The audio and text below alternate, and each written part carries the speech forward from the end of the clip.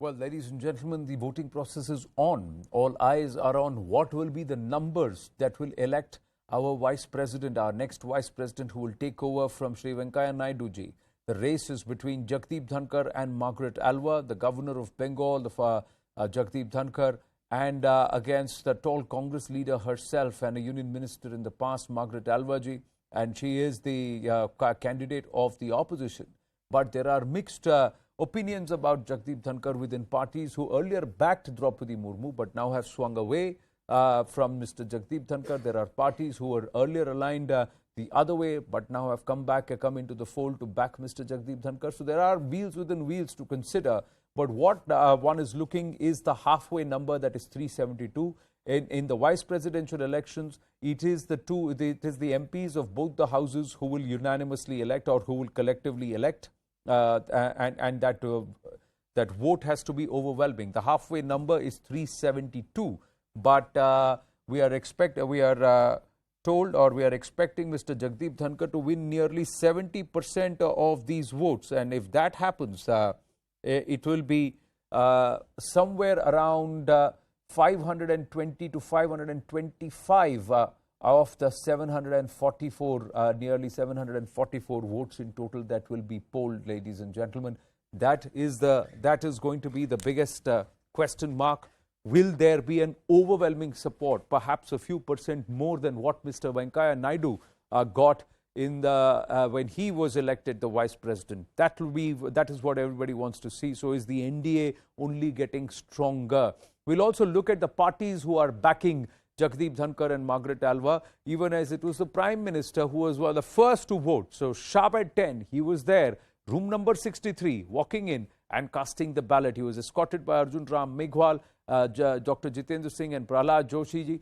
They came in, the Prime Minister setting the tone and all the MPs following. So from both sides of the aisle, you have had MPs turn up early, and already a sizable number would have already cast their ballot. We'll get you those updates too, but first let's look at the parties that are backing Margaret Alva. So it's the Congress's choice. She's a Congress leader. The Aam Aadmi Party saying we'll back Margaret Alva.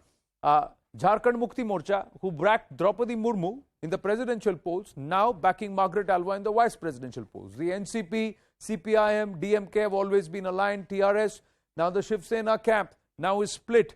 The Uddhav Thackeray camp wanted to back earlier backed Draupadi Murmu but had overwhelmingly endorsed their support for Margaret Alva. But in this case, since they are split, so the Shinde camp is backing Jagdeep Dhankar. CPI, RJD, Samajwadi Party, National Conference and the RLD. This makes up the support base for Margaret Alva, but is that enough? We are given to understand that would give her somewhere around 220 to 230 votes, but that's not enough out of the 744. Halfway mark is 372.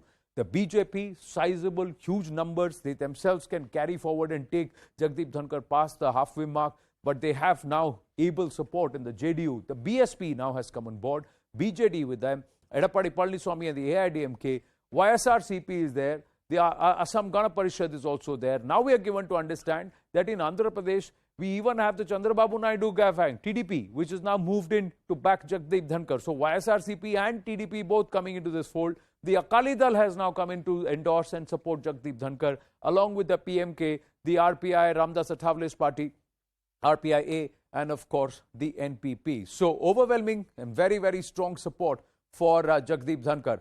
Akash and Nikhil are with us at this point. Nikhil, a lot of parliamentarians. Any update from inside Parliament? How many ballots have been cast? I see Dayanidhi Maran also just walking out after casting the ballot. So from both sides of the aisle, we have had parliamentarians turning up early. So between 10 and 11, nearly we are given to understand about 200 MPs have already cast their ballot.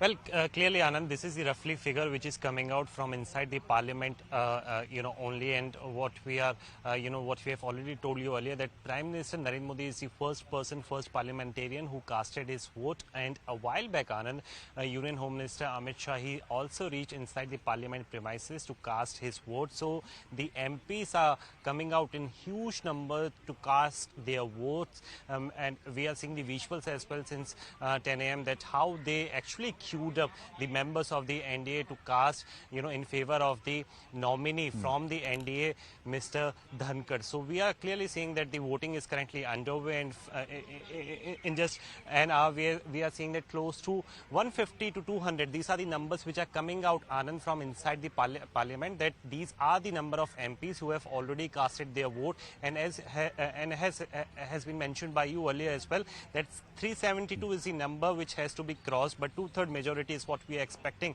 With thumping majority, NDA nominee is likely to win over. So somewhat around 150 to 200 votes is the political pundits are expecting that they will be casted in favor of the joint opposition candidate Margaret Alba. So clearly the the casting is currently underway, and it is going to take place till 5 p.m. today. Back more to you, and more Anand. pictures coming through, Nikhil. So I'm just going to quickly go across to the pictures and then bring in Akash. We also have our guests Hemant Attri, Tushar Gupta and Gargi Nandi Roy also joining us. So Amit Shah casting his ballot, the Union Home Minister, who set forth a political bomb last evening saying the Black Friday protest by the Congress party was a veiled appeasement ploy on the second anniversary of Bhumi Pujan of the Ram Mandir. There is Prahlad Joshi ji present there behind the Union Home Minister Amit Shah. That is Dr. Manmohan Singh, the former Prime Minister, who has been ailing for a while, but then coming there to dispense his duty as a parliamentarian and to cast his ballot for the vice presidential poll. So what they're going to do is they're going to make sure that his ballot entry is facilitated. He'll be allowed to bring back, take the wheelchair closer to the ballot box, and then try and he will help him stand so that he can put the ballot himself.